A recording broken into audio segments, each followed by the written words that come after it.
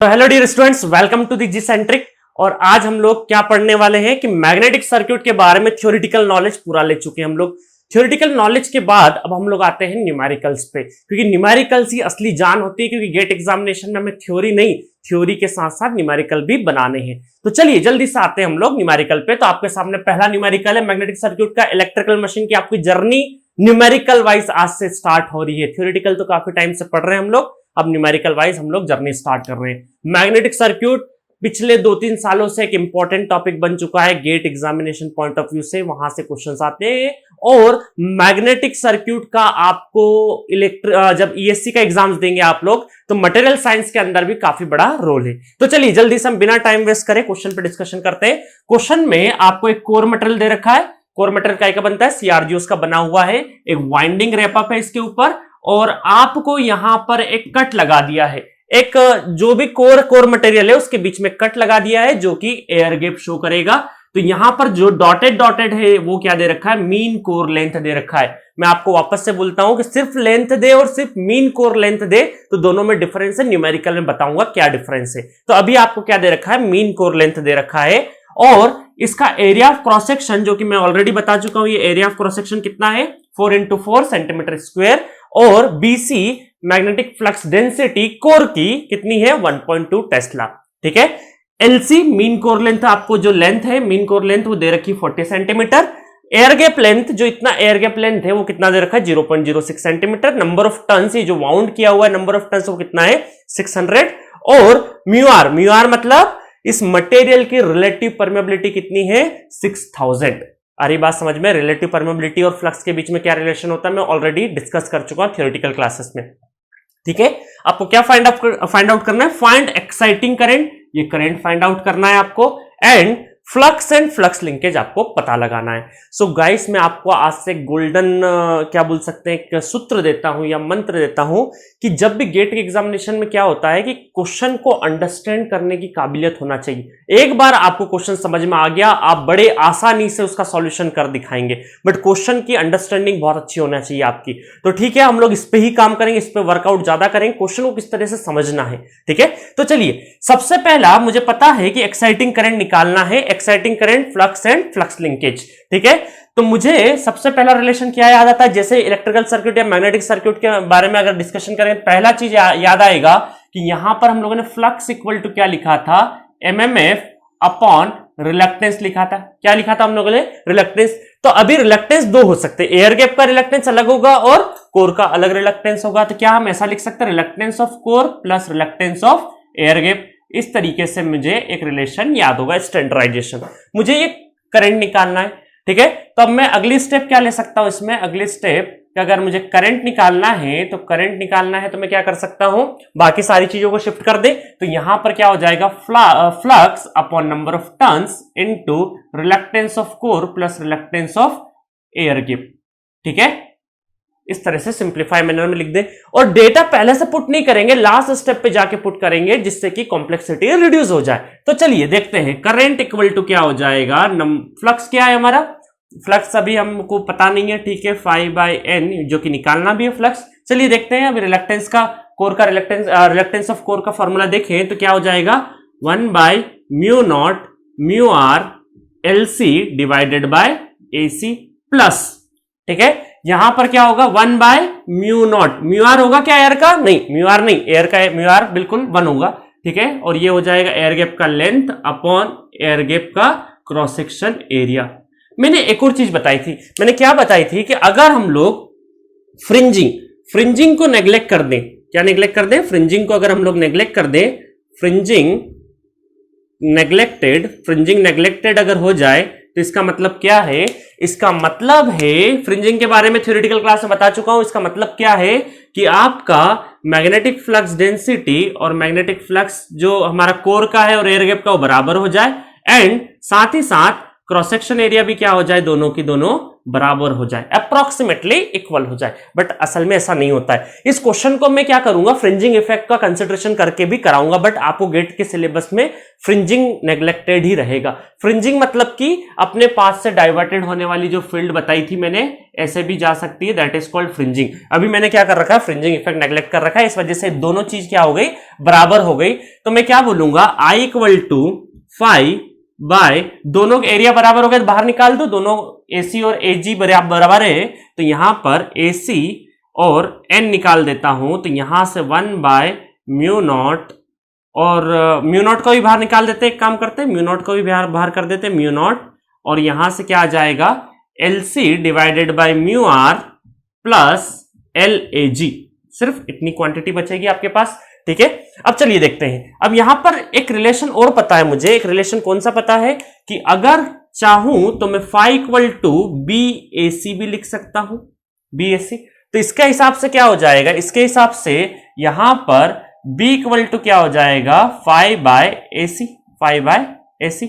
तो यहां पर रिप्लेस कर दे, phi बाय AC को मैं से रिप्लेस कर देता हूं, BC से, तो I इक्वल टू BC, और BC ऑफ कोर और एयर गैप दोनों बराबर है, तो BC divided by N mu naught और LC divided by mu r plus LAG, ठीक है गाइस। लास्ट स्टेप पे आ गए, सब कुछ अवेलेबल है हमारे पास, BC अवेलेबल है, जी हाँ, BC 1.2 टेस्ला अवेलेबल है, तो हम लोग डायरेक्टली वैल्यू पुट कर दे। अगर 1.2 पुट कर दे, नंबर ऑफ टन्स कितना दे रखा है, नंबर ऑफ टन्स कितना दे रखा है, 600, ये 4 pi into 10 to the power -7 henry per metre, इसकी म्यू नॉट की एब्सोल्यूट प्रोबेबिलिटी की वैल्यू हमें पता है। LC कितना हो जाएगा, LC 40 सेंटीमीटर, 40 रख देता हूं मैं। म्यू आर कितना हो जाएगा, 6000 प्लस यहां पर एयर गैप लेंथ कितना हो जाएगा, 0.06, और जो सेंटीमीटर को मैंने क्या करा है, मीटर में कन्वर्ट करने के लिए 10 टू द पावर -2, दोनों को कॉमन निकाल के मैंने इधर कर दिया। जब इसका हम लोग कैलकुलेशन सॉल्व करेंगे, आप कैल्शियम पुट करके कैलकुलेशन सॉल्व करोगे, तो करंट आ जाएगा अप्रोक्सीमेटली 1.06 एम्पेयर। तो ये पहला हमारा आंसर निकला है, करंट कितना आ चुका है, 1.06 एम्पेयर एक्साइटिंग करंट आ चुका है। फ्लक्स निकालना है, तो फ्लक्स निकालने के लिए क्या हो जाएगा, फ्लक्स इक्वल टू क्या हो जाएगा, B इंटू AC, तो ये कितना, दोनों बराबर है, एयर गैप का चाहे इसका, तो BC कितना हो जाएगा 1.2 इंटू AC कितना है 4 इंटू 4 16, तो 16 इंटू 10 टू द पावर -4, ठीक है। तो इस तरीके से फ्लक्स निकल आएगा। उसके बाद जब फ्लक्स लिंकेज की बात करेंगे, तो फ्लक्स लिंकेज की बात करेंगे तो that is flux linkage N into 5, तो ये हो जाएगा हमारा फ्लक्स लिंकेज। ये जो भी आंसर आएगा वो काय में आएगा, वेबर में आएगा, अभी करके देख लेंगे हम लोग क्या आ जाएगा वेबर में। और यहां पर जो भी आएगा वेबर में, पहले निकाल के देख लेते हैं कैलसी से करके 2 मिनट में, कितना आ जाएगा 1.2 इंटू 16, तो ये हो जाएगा 19.2 into 10 to the power -4 weber. और यहां पर N कितना है हमारा, नंबर ऑफ टन्स कितना है 600, तो 600 into 19.2 into 10 to the power -4, तो ये हो जाएगा 600 का मल्टीप्लाई और कर दे तो कितना हो जाएगा, ये लगभग अगर मैं 10 टू द पावर -4 को भी कर दूं तो ये आ जाएगा 1.1520 वेबर टन्स इसका answer, that is flux linkage. तो इस तरीके से हमारा क्या होता है, यहाँ पे सॉल्यूशन तीनों हो गए हमारे, एक्साइटिंग करंट, फ्लक्स और फ्लक्स लिंकेज। आपको सिर्फ एक चीज का ध्यान रखना है कि कहां से लेना है आपको, ये जो बेसिक फॉर्मूले से ही डिराइव करते हुए आई है, डायरेक्ट फॉर्मूला कोई भी नहीं रटने का, ठीक है। मैंने ऑलरेडी रिलेक्टेंस का फॉर्मूला भी याद करने का तरीका बता दिया था, जिस तरीके से resistance equal to normal resistance कैसे निकालते हैं, रो L बाई A, तो वहीं से हम लोगों ने रेफरेंस लेके थ्योरेटिकल क्लास में देखा था। अगर मान लो अब मैं फ्रिंजिंग इफेक्ट को कंसिडरेशन में लेता हूं, गेट पॉइंट ऑफ व्यू से खत्म हो चुका है, फ्रिंजिंग इफेक्ट ज्यादातर केसेस में नेग्लिजिबल आएगा, बट मान लीजिए फ्रिंजिंग इफेक्ट को अगर हम लोग कंसिडर करें, फ्रिंजिंग इफेक्ट को भी अगर हम लोग कंसिडर करेंगे तो क्या हो जाएगा, सिर्फ और सिर्फ क्या अंतर आ जाएगा, अगर इफ फ्रिंजिंग इफेक्ट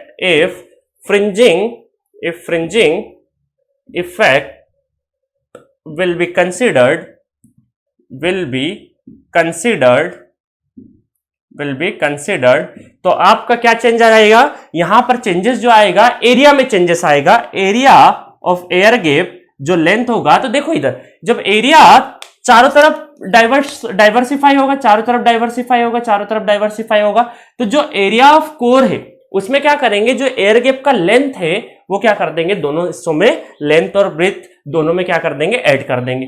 इसमें भी थोड़ा सा एडअप हो जाएगा, इसमें भी थोड़ा सा एडअप हो जाएगा और इसमें भी थोड़ा सा एडअप हो जाएगा। कितना एडअप हो जाएगा, ये मैं कर देता हूं 4 plus 0.06 centimetre into 4 plus 0.06 centimetre square ये हो जाएगा। इसका मतलब क्या हो जाएगा, area of air gap greater than area of AC.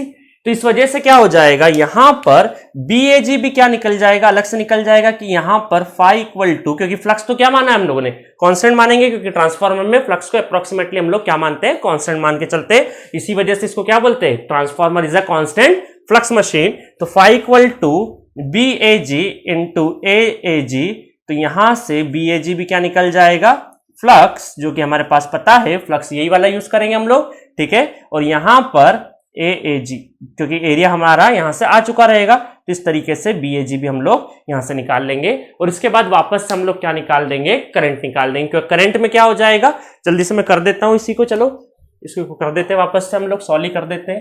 तो यहां से हमारे पास, यहां से जब फ्रिंजिंग को हम लोगों ने कंसिडर करेंगे तो यहां पर ये BAG आ जाएगा हमारा। तो BAG आने के बाद जो करंट आएगा, तो करंट, सो गाइस अब जो हम लोग देखें करंट इक्वल टू ये वाला फॉर्मूला जम जाएगा, जहां पर BC और BAG दोनों क्या है, डिफरेंट है। तो यहां पर सेम जो करंट का फॉर्मूला हम लोग लेके आए थे, यहां पर हम लोगों ने निकाल चुके हैं कि BAG क्या है, फ्लक्स वही रखेंगे क्योंकि कांस्टेंट फ्लक्स माना हम लोगों ने, तो 1.165 टेस्ला आ जाएगा। इसमें सारी वैल्यू जब पुट करेंगे कि 600 into 4 pi into 10 to the power -7, और यहां पर BC 1.2, BC कितना है 1.2 टेस्ला, LC कितना है 40 सेंटीमीटर, ठीक है, और म्यू आर कितना है 6000, प्लस BAG कितना है 1.165 into 0.06 centimetre into 10 to the power -2। इसको पूरा जब सॉल्व करेंगे तो करंट का वैल्यू आ जाएगा 1.0332 एम्पेयर।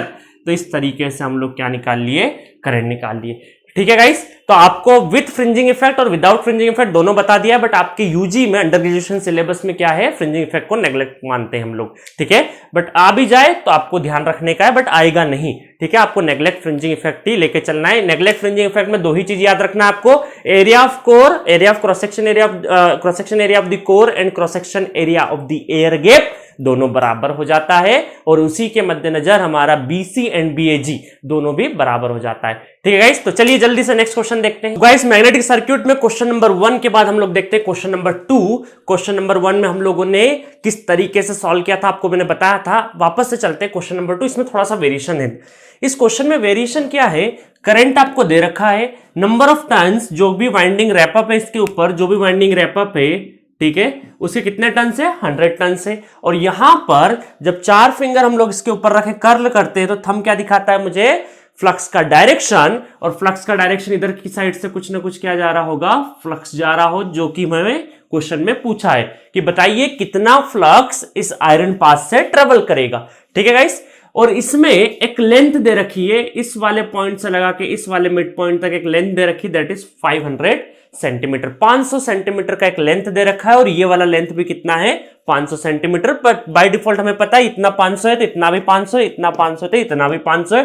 टोटल कोर का लेंथ कितना हो गया, 2000 सेंटीमीटर हो गया, 2000 सेंटीमीटर हो चुका है, ठीक है।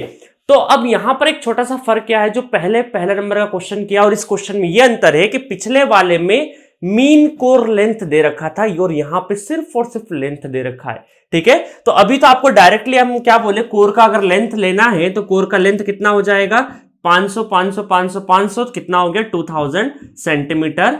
2000 सेंटीमीटर तो क्या हो जाएगा, लेंथ ऑफ द कोर।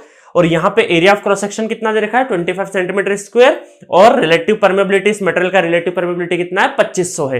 तो चलिए जल्दी से देख लेते हैं, फ्लक्स निकालने के लिए हमें ज्यादा कुछ मशक्कत नहीं करनी है, ठीक है। तो यहां पर क्या हो जाएगा, flux equal to MMF N into I divided by reluctance of the core, ठीक है। तो यहां पर जब हमें करंट निकालना है तो करंट निकालने, नॉट करंट निकालना है, हमें क्या निकालना है, यहां पे फ्लक्स ही निकालना है। तो MMF number of turns 100 into current कितना है 1 ampere current, 1 ampere current that is reluctance. अगर एक बार रिलक्टेंस फाइंड आउट कर लिया तो बाकी काम आसान हो जाएगा। तो इक्वेशन नंबर 1 ले लेते हैं, इसको रिलक्टेंस अलग से फाइंड आउट कर लेते हैं। रिलक्टेंस इक्वल टू क्या हो जाएगा 1 upon mu naught mu R L C upon A C, L by A, और यहां से 1/4 pi into 10 to the power -7 into 2500, और एल सी कितना हो जाएगा, लेंथ कितना हो जाएगा 2000 centimetre 10 to the power -2, area कितना 25 इंटू 10 टू द पावर -4। ठीक है, तो यहां से जब कुछ सब कुछ निकालेंगे हम लोग तो यहां से एक रिलक्टेंस की वैल्यू आएगी। रिलक्टेंस की वैल्यू अभी हम लोग काउंट कर लेते हैं कैलकुलेटर में। ठीक है, तो कैलकुलेटर में जब इसको लेंगे सारी वैल्यू को यहाँ पे पुट करेंगे, रिलक्टेंस का जो भी वैल्यू आएगा, जो भी रिलक्टेंस का वैल्यू आएगा, ये आई थिंक रिलक्टेंस का आ जाएगा 2.5477 इंटू 10 टू द पावर 7 4 11 11 उधर 9 में से -6। ठीक है, तो ये हो जाएगा रिलक्टेंस का वैल्यू। ये वैल्यू जब यहाँ पुट करेंगे, ये वैल्यू जब यहाँ पुट करेंगे तो 100 divided by 2.5477 into 10 to the power -6, तो यहाँ पर आएगा flux 39.25 microweber 10 to the power 6 microweber. ठीक है, तो 39.25 माइक्रोवेबर। आपका कैलकुलेशन अलग अलग भी आ सकता है, 39 पॉइंट समथिंग 26 27 28 भी आ जाएगा, चलेगा, इतना कैलकुलेशन चलेगा, क्योंकि कैलसी में 8 डिजिट सॉल्व होता है तो 8 डिजिट डायरेक्टली हम लोग पुटअप कर देते हैं। तो ठीक है, तो यहां से फ्लक्स कितना आता है, फ्लक्स इक्वल टू 39.25 माइक्रोवेबर एक फ्लक्स की वैल्यू आ चुकी है। ठीक है गाइस, तो बड़ा आसान क्वेश्चन था। इस क्वेश्चन को मैं क्या करूंगा, नेक्स्ट क्वेश्चन में यूज करूंगा, इस वजह से क्वेश्चन करवाया, बड़ी आसानी से आप लोगों ने फ्लक्स निकाल दिया। लेंथ अभी क्या दे रखा था, मीन कोर लेंथ नहीं था, एग्जैक्टली लेंथ के कुछ पैरामीटर्स थे, उसी को हम लोगों ने डायरेक्टली यूज कर लिया। ठीक है गाइस, चलिए इसी क्वेश्चन को मैं थोड़ा सा मॉडिफाई करता हूं। इसको मॉडिफाई जब करूंगा तो क्या हो जाएगा, अगर मैं मॉडिफाई कर देता हूं इस क्वेश्चन को तो क्या हो जाएगा, यहां पे क्वेश्चन नंबर 3 बना देता हूं। क्वेश्चन नंबर क्या बना देता हूं, 2 का 3 बना देता हूं, और क्या कर देता हूं कि यहां पर 2 कट लगा देता हूं। यहां पर क्या लगा देता हूं, 2 कट लगा देता हूं, 2 mm के, 2 mm के 2 कट लगा देता हूं, 2 mm, और ये भी कितना हो जाएगा 2 mm। 2 mm के 2 एयर गैप बना दिए मैंने इस क्वेश्चन में। और मैंने क्या बोल दिया कि करंट अब आपको क्या करना है, फाइंड आउट करना है, करंट फाइंड आउट करना है। और यहां पर अब लेंथ ऑफ कोर ये नहीं रहेगा, और मैं क्या बोलता हूं, फ्लक्स आप कौन सा यूज करिएगा, फ्लक्स जो अभी हम लोगों ने निकाला 39.25 माइक्रोवेबर, यही फ्लक्स आपको यूज करना है। ठीक है गाइस, तो चलिए अब देखते हैं, पिछले केस में अभी क्या था, क्वेश्चन नंबर 2 में क्या था, करंट 1 एम्पेयर था। अब हम लोगों ने क्या करा, करंट निकालना है, फ्लक्स वही है, बस 2 mm के 2 एयर गैप कर दिए। इसका मतलब अब पूरा सर्किट क्या हो जाएगा। ठीक है, तो अब यहां पे फ्लक्स फाइंड आउट नहीं करना है, क्योंकि हमारे पास फ्लक्स क्या गिवन है, फ्लक्स गिवन है phi equal to 39.25 microweber flux given है। अब हमें फाइंड आउट करना है, तो चलिए इस मैग्नेटिक सर्किट को क्या करता हूं मैं, इक्विवेलेंट इलेक्ट्रिकल सर्किट अगर बना दूं तो ये इस तरीके से कुछ बन जाएगा कि ठीक है, ये एमएमएफ, दैट इज एमएमएफ, ठीक है, और यहां पे एक रिलक्टेंस ऑफ कोर पहले तो, फिर रिलक्टेंस ऑफ एयर गैप, फिर से क्या हो जाएगा, रिलक्टेंस ऑफ कोर आ जाएगा, रिलक्टेंस ऑफ कोर, फिर से रिलक्टेंस ऑफ एयर गैप। ठीक है, और इस तरीके से हो जाएगा।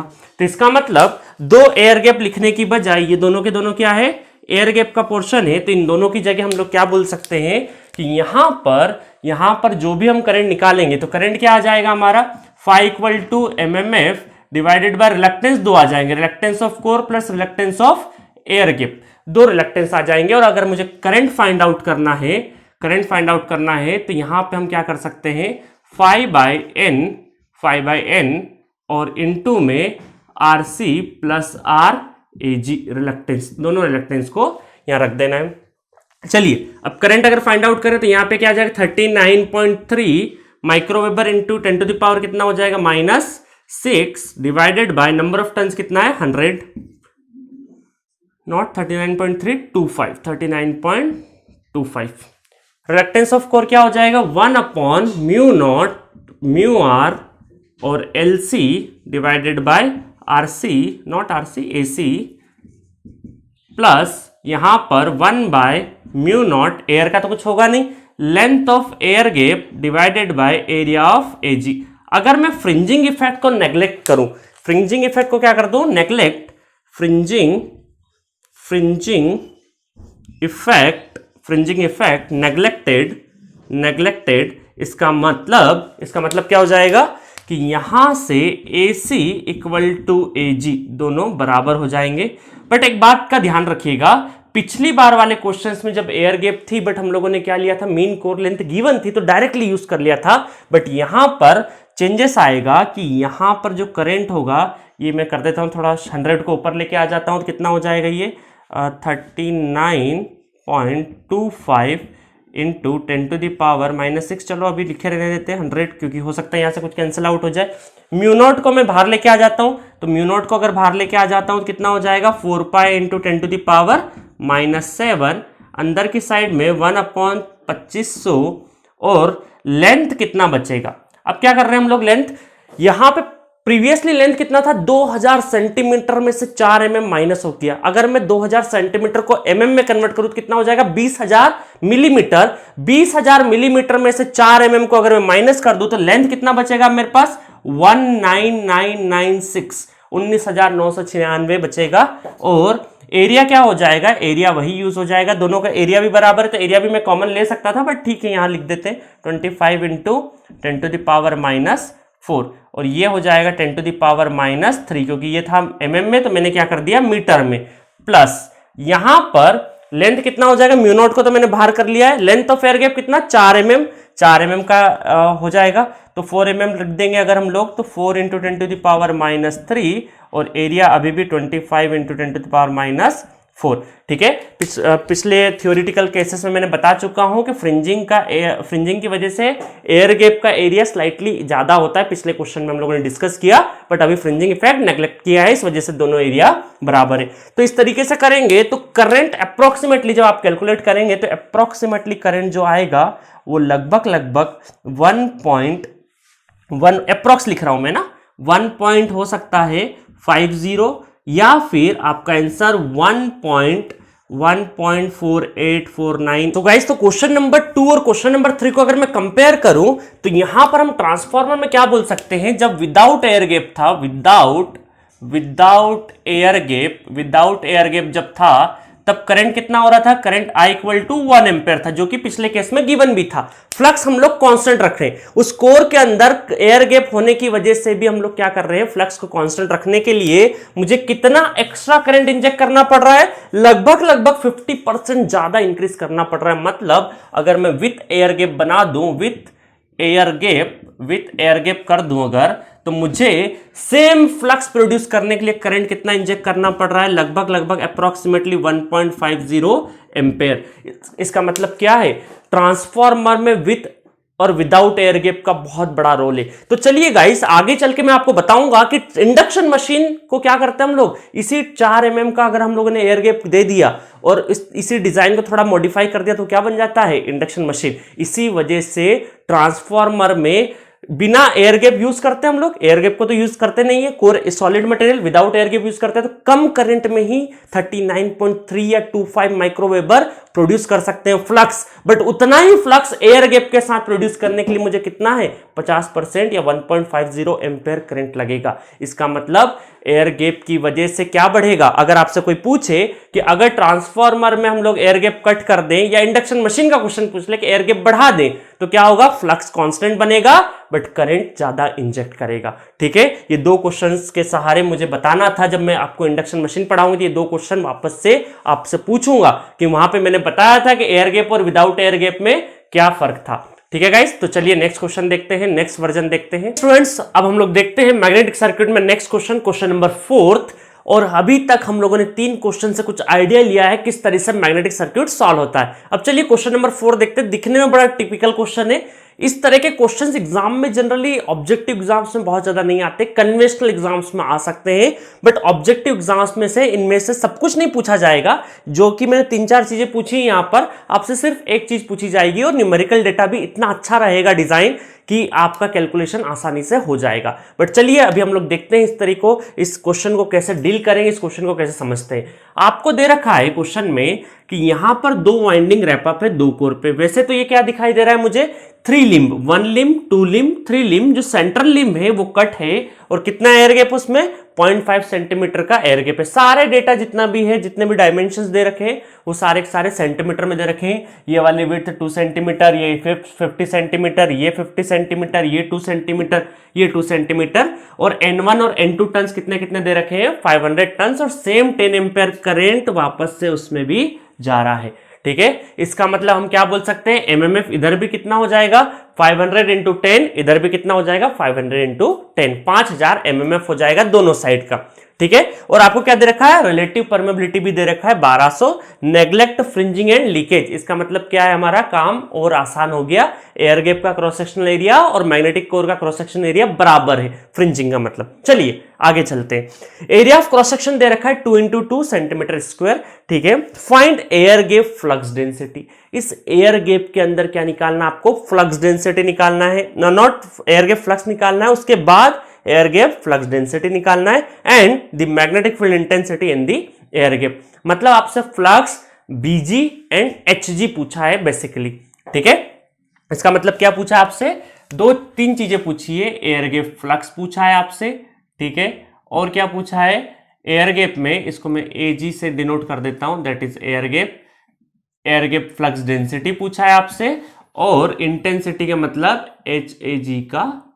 ठीक है, तो फ्लक्स आ जाएगा तो बी निकल जाएगा, बी निकल जाएगा तो एच निकल जाएगा, कुछ रिलेशन हमें पता है ऑलरेडी। अब चलिए देखते हैं फ्लक्स का कैसे, एयर गैप फ्लक्स में किन किन चीजों का कंट्रीब्यूशन है। सेंट्रल लिम्ब के ऊपर तो कोई वाइंडिंग है नहीं। अब देखो यहां से भी क्या होगा, एक फ्लक्स इस तरीके से जाएगा, और इधर से भी क्या होगा, एक फ्लक्स इधर से जाएगा, इस तरीके से आ जाएगा, ये इस तरीके से। ठीक है, क्योंकि यही सेम करंट जा रहा होगा, सेम करंट जाते हुए ये सेम करंट जाएगा और ये वापस ऐसा डायरेक्शन बदल देगा। इसका मतलब एक फ्लक्स इधर से जाएगा और एक फ्लक्स इधर से जाएगा, दोनों फ्लक्स यहां से ट्रेवल करेंगे और वापस अपने पाथ पे चले जाएंगे। जस्ट लाइक अगर मैं इसका इलेक्ट्रिकल सर्किट बनाऊं तो क्या हो जाएगा, यहां पर एक तो हमारे पास इलेक्ट्रिकल सर्किट, ये हो गया हमारे पास एमएमएफ, ये क्या हो गया एमएमएफ 500 इंटू 10, तो ये हो जाएगा 5000 एमएमएफ हो गया।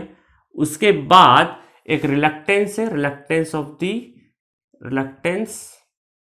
ठीक है, इस वाले का पूरे का एक रिलक्टेंस हो जाएगा, एक रिलक्टेंस इधर मान लेते हैं हम लोग, और यहां पर एक और क्या हो जाएगा एमएमएफ हो जाएगा, यहां पर क्या हो जाएगा एक और एमएमएफ प्लस माइनस 5000 का एक और एमएमएफ। ठीक है, इसका मैं नाम अभी अगर देना चाहूं तो क्या बोल सकता हूं, BAFE। यहां से लगाकर यहां तक का एक रिलक्टेंस मान लेता हूं, तो इसको बोल देता हूं BAFE,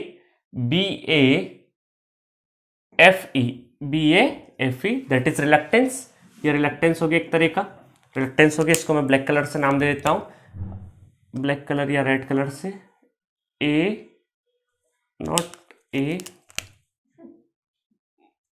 BAFE। ठीक है, BAFE।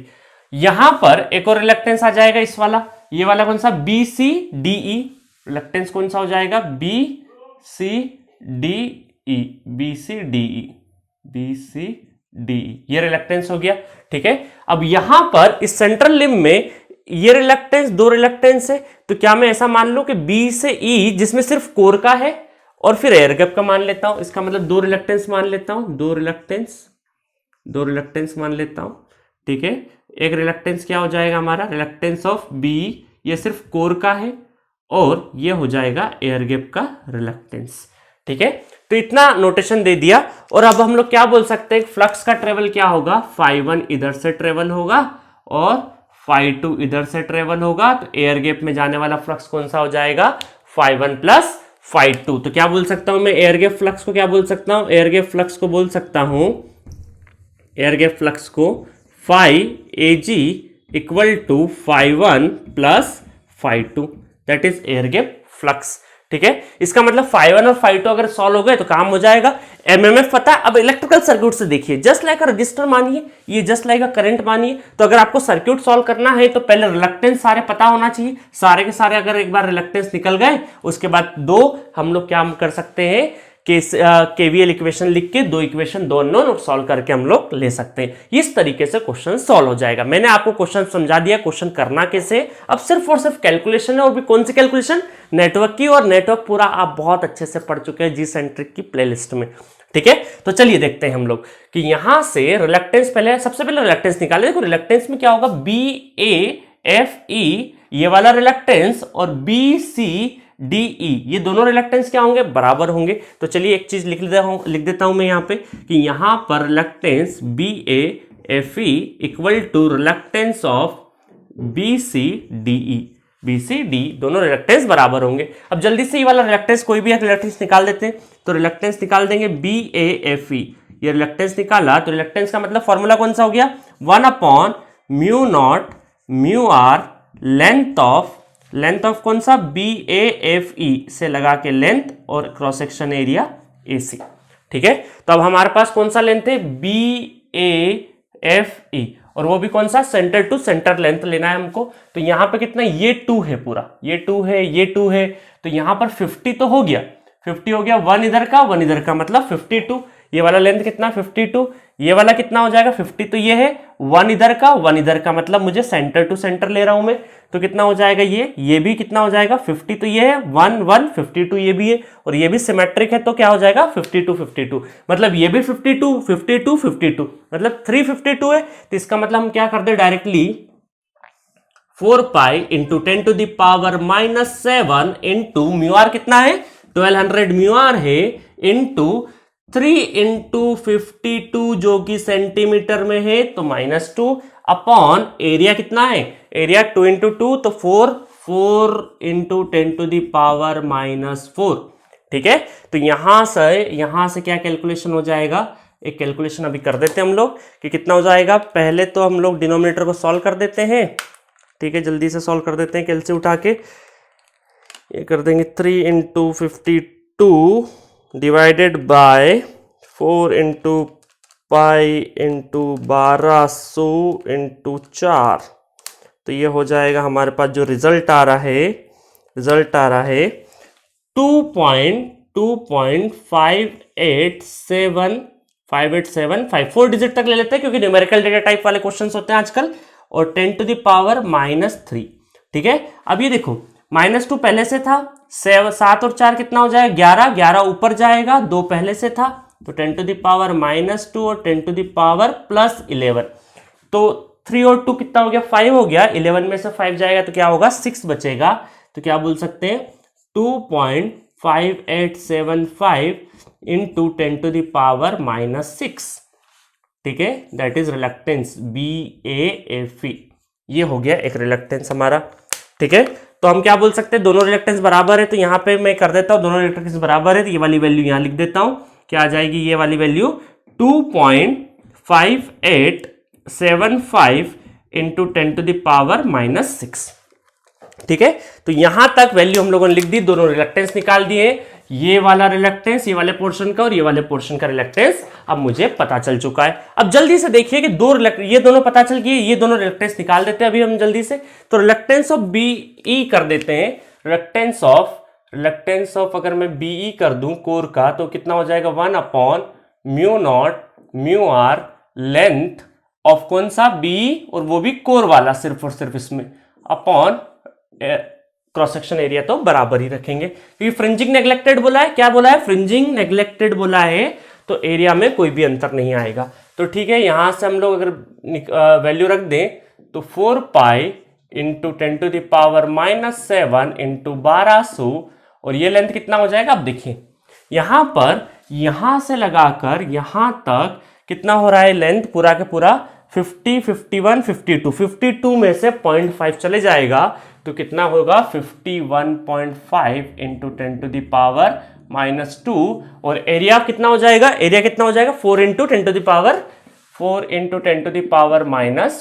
इसको जल्दी से सॉल्व कर लेते हैं हम लोग। ठीक है, अभी मैं यहीं कर देता हूं आपका 51.5 डिवाइडेड बाय, आप कैलसी ये वाला यूज नहीं करिएगा, अभी मैं यूज कर रहा हूं जल्दी के लिए, बट आप वर्चुअल कैलसी जो मोबाइल में डाउनलोड करिए प्ले स्टोर पर जाके और उस कैलसी से सॉल्व करिएगा। ठीक है, वहां थोड़ा सा एक ट्रिक बता देता हूं मैं सॉल्व करने का। पहले डिनोमिनेटर सॉल्व करिएगा और जस्ट इक्वल टू के ऊपर 1/x होगा, उसको पलट करके डायरेक्ट मल्टीप्लाई करिएगा। इसमें पहले न्यूमरेटर सॉल्व करते हैं तो थोड़ा सा अंतर है, तो आप अगर प्रैक्टिस करते रहिए उस कैलसी से, नहीं तो उस दिन दिक्कत आएगा, आपको रूट ही नहीं मिलेगा, रूट 2 कहां गया। ठीक है, तो 51.5 डिवाइडेड बाय 4 इंटू 10⁻³ 1204, तो ये आ जाएगा मेरे पास 8.54 आ चुका है। यहाँ पे कितना हो गया 8.5423 इंटू 10⁻⁻⁴। 7 और 4 11, 11 ऊपर गया तो 2 पहले से था 10⁻⁻²। ये कितना हो गया 7 4 और 11 प्लस 11, तो कितना हो गया यहाँ पर चले जाएगा तो 4 और 2 6, 6 चले गया, 11 में से 6 गया तो कितना बचा, 11 में से 6 चले जाएगा तो 1 मिनट 8.5423 इंटू 10⁻, ठीक है, तो ये बचेगा -5। ठीक है, -5, ये आई थिंक +5 बचेगा ना यहाँ पे, plus plus plus plus plus plus, ठीक है, +6। 11 प्लस का था ना, 11 प्लस का था, नॉट -6 प्लस, तो यहाँ पर भी कितना हो जाएगा +5 हो जाएगा। ठीक है, +5 हो जाएगा। चलिए ये रिलक्टेंस निकल गया, रिलक्टेंस ऑफ एयर गैप भी निकाल देते हैं अब जल्दी से हम लोग। रिलक्टेंस ऑफ एयर गैप क्या आ जाएगा, एजी रिलक्टेंस, तो यहाँ से हम क्या बोल देंगे 1/4 सिर्फ और सिर्फ क्या आएगा, μ0 आएगा, लेंथ कितना हो जाएगा एयर गैप का लेंथ और एयर गैप का एरिया जो कि वही रहेगा क्योंकि फ्रिंजिंग नेग्लेक्टेड है। तो यहाँ से कितना हो जाएगा 1/4 इंटू 10⁻⁻7 इंटू ये कितना हो जाएगा यहाँ पे लेंथ 0.5 इंटू 10⁻⁻2, 4 इंटू 10⁻⁻4, तो ये हो जाएगा 0.5 डिवाइडेड बाय 4 इंटू 4, तो हो जाएगा 9.9522। 7 और 4 11, 11 उधर ये ऑलरेडी -3 आ रहा है, 10⁻⁻2, 7 और 4 11, ये 11 ऊपर चले जाएगा, 3 और 2 5, 5 चले जाएगा तो कितना बचेगा 6 बचेगा। 9.9522 into 10⁻6 reluctance of air gap. ठीक है, तो सारे रिलक्टेंस आ चुके हैं। अब हम लोग क्या कर सकते हैं, डायरेक्ट 2 इक्वेशन 2 वेरिएबल सॉल्व करेंगे। जल्दी से जमा लेते हैं हम लोग, जल्दी से 2 इक्वेशन अगर जमाएंगे हम लोग तो यहाँ पर 500 के इक्वल क्या क्या आ जाएगा, क्योंकि 51 52 इधर भी जाएगा, यहाँ जब इससे निकलेगा तब कितना हो जाएगा 51 + 52, 51 + 52 सेंट्रल से जाएगा। तो ठीक है, तो जस्ट लाइक जो केवीएल में आपको सिखाया कि केवीएल कैसे घूमते हैं वो सारा हम लोग घूम जाएंगे। तो यहाँ पे हम क्या बोल देंगे 500 इक्वल टू, यहाँ पर रिलक्टेंस, ये तीनों रिलक्टेंस क्या हो जाएंगे हमारे, दिस और दिस 51 के साथ। ठीक है, तो ये क्या हो जाएगा हमारा reluctance of BAFE, reluctance of BAFE plus reluctance of BE plus reluctance of air gap into 51 plus 52 के साथ सिर्फ और सिर्फ क्या हो जाएगा रिलक्टेंस ऑफ BE इंटू 52। ठीक है, सेकेंड इक्वेशन, ये वाली इक्वेशन वापस से लिख देते हैं हम लोग। तो 5000 और रिलक्टेंस कितना आ जाएगा BCDE plus reluctance of BE plus reluctance of air gap, ये हो जाएगा 52 के साथ प्लस एक 51 के साथ हो जाएगा एक बचा हुआ, तो रिलक्टेंस ऑफ ये यहाँ पर BE प्लस एयर गैप, दोनों के दोनों क्या होंगे हमारे, ये मैं रफ कर देता थोड़ी देर के लिए, 52 के साथ, और similarly reluctance of BE plus RAG, ये कितना हो जाएगा 51 के साथ। ठीक है, तो अब ये दो इक्वेशन और 2 वेरिएबल को जब सॉल्व करेंगे तो हमें क्या मिलेगा 51 और 52 हमें मिलने लगेगा, 51 और 52 मिलने लगेगा। सो यहां पर ये दोनों वैल्यू लकीली क्या आ रही है, दोनों इक्वेशन को जब सॉल्व करोगे, यूनिट का ध्यान रखना, सबको काय में करोगे, इसको भी +5 की जगह +6 में कर लीजिएगा, ठीक है, इधर पॉइंट इधर वाला शिफ्ट करके। तो चलिए दोनों सॉल्व करोगे तो 5 और 5 क्या हो गए, बराबर आ गए 2.064 इंटू 10⁻⁴। दोनों के दोनों 5 और 5 क्या हो गए, बराबर आ गए। और लॉजिकल भी अगर सोचते हम लोग तो बराबर ही थे, क्योंकि एमएमएफ क्या था, बराबर था, लेंथ बराबर था, तो एमएफ दोनों के 5 और 5 भी क्या आने थे, बराबर आने ही थे। तो हम लोग क्या बोल देंगे यहां से, इसको मैं रफ कर देता हूं पूरा का पूरा। तो यहां से अब हमारे पास क्या आ चुका है, 5 और 5 आ चुका है। जब इन दोनों को प्लस कर देंगे हम लोग, इन दोनों को प्लस कर देंगे 2.064 इंटू 2, तो यह आ जाएगा हमारे पास, यह आ जाएगा 4.128 इंटू 10⁻⁻⁴। एयर गैप फ्लक्स आ चुका है, आपका एक क्वेश्चन सॉल्व हो चुका है। जल्दी से देखिए, एयर गैप फ्लक्स आने के बाद क्या पूछा है, the air gap flux density, air gap flux density निकालते आती है हमें, तो वहां कैसे निकाल सकते हैं हम लोग, कि यहां पर हम क्या बोल सकते हैं, φAg equal to BAg into AAg। तो यहां से BAg क्या कर सकते हैं हम लोग, 4.128 इंटू 10⁻⁻⁴ अपॉन 4 इंटू 10⁻⁻�4। तो यहां से क्या आ जाएगा, डिवाइडेड बाय क्या करना है हमें, 4 करना है जस्ट, तो क्या 1.032, ठीक है, वेबर पर मीटर स्क्वायर आ जाएगा, ठीक है। तो यहां से ये एयर गैप फ्लक्स डेंसिटी भी निकल गया। अब इंटेंसिटी निकालना है, तो इंटेंसिटी क्या होता है, BAg इक्वल टू क्या हो जाएगा, म्यू नॉट और म्यू आर। तो म्यू आर तो आएगा नहीं, क्योंकि सिर्फ और सिर्फ किसका निकालना है, एयर गैप का निकालना है। तो क्या कर सकते हैं हम लोग, B equal to mu naught HAg। तो HAg कितना आ जाएगा, HAG divided by this, divided by कितना हो जाएगा, 1.032 डिवाइडेड बाय 4 पाई इंटू 10⁻⁻⁷। तो यह आ जाएगा 1.032 डिवाइडेड बाय 4 पाई, तो आ जाएगा 0.0821 इंटू 10⁻⁷। 10 क्या हो जाएगा, 7 हो जाएगा Henry per metre. Henry ampere turns पर मीटर भी बोल सकते हैं इसको, एम्पेयर टन्स पर मीटर भी बोल सकते हैं, एम्पेयर टन्स पर मीटर भी बोल सकते हैं, एम्पेयर टन्स पर मीटर, ठीक है।